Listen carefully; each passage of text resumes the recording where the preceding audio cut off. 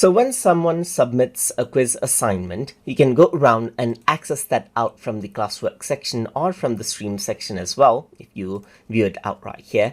And I'm just going to go around onto the classwork section, and in the attempt this quiz section, you can see that one student has turned this in.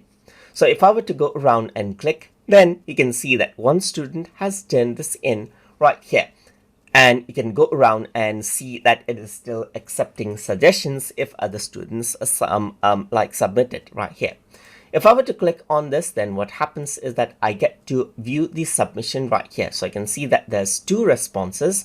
So the same student actually attempted it out 2 times. So you can see that this is what you have. So you can see that this is what you have right here. And this is the responses that you actually got right here.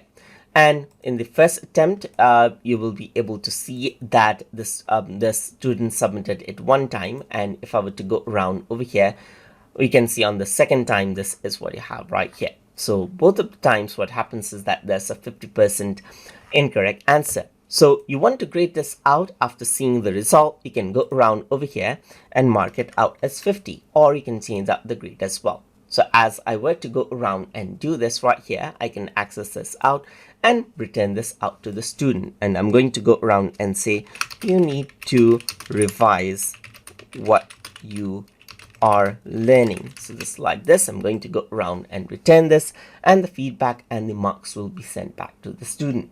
So that is how you can go around and then grade out the quiz assignments that you added inside of Google Classroom. So I hope you guys learned something as always. And as always, please like, comment, share, and subscribe.